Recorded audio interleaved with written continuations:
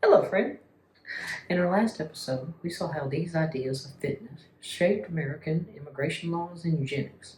Today, we're looking outward into the world, where nations imagine themselves locked in a great evolutionary contest. I'm never going to get used to that. Mr. Brewer, am I dressed for sailing or flying?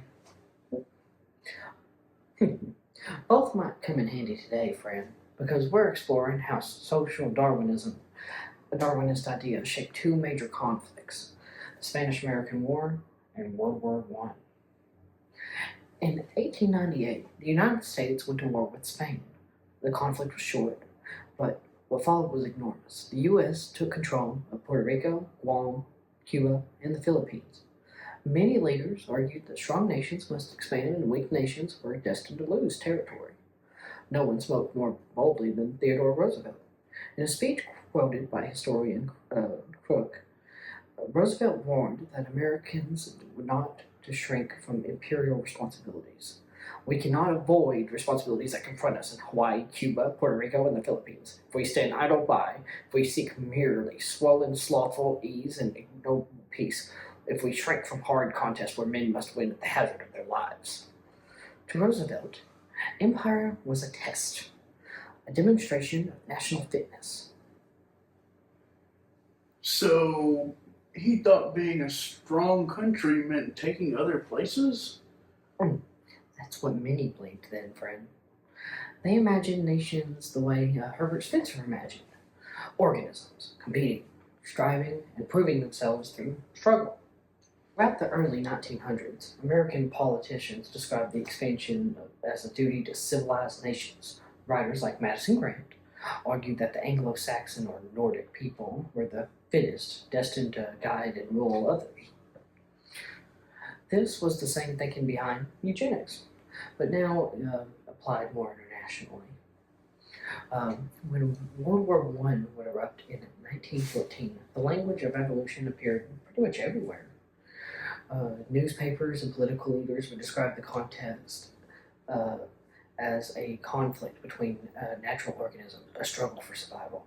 Some leaders claimed war would strengthen the nation's characters. Others argued that the vigor of the people would determine whether they would rise or fall. Roosevelt, though no longer president, attacked American neutrality, calling World War I a test of manhood, a trial of national strength, and a measure of global fitness. His earlier words echoed across wartime speeches. The nation that has trained itself to a life at ease is bound to go down with the rough competition of the world. This was mentioned in Strenuous Life. His earlier words would echo across wartime speeches, with him stating, "The nation has trained itself to life at ease is bound to go down in rough competition of the world." He would mention this in his speech, The Strenuous Life, in 1899. If we are to really be great people, we must strive in good faith to play the great part in the world. So people thought war proved who was fit, like a dangerous contest. Exactly, friend. And not only in America.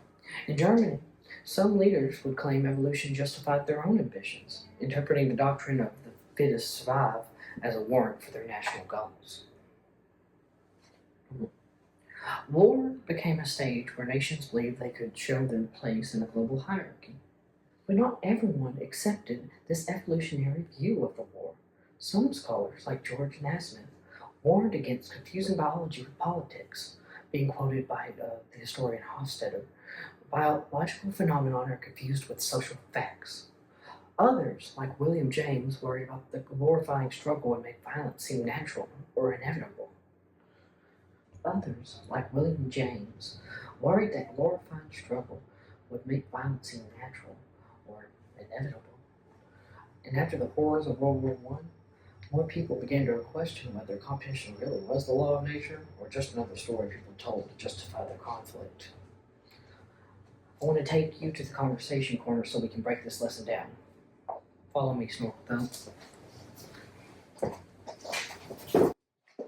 Welcome back to our lovely little review. Today we're looking at Episode 4's thesis. As the United States engaged in global competition, social Darwinism portrayed both imperial expansion and World War I as challenges to national strength. Concepts of civilization and survival provided reasons for the Spanish-American War and the annexation of the Philippines, and America's involvement in World War I. This view presented U.S. power as a natural result of the evolutionary struggle.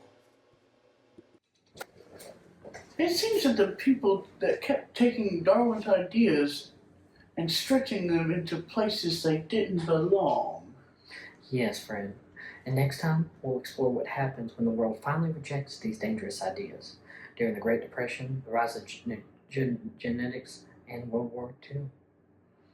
Until then, remember, true strength isn't proven by conquering others, but by understanding them. Thank you. Have a good day.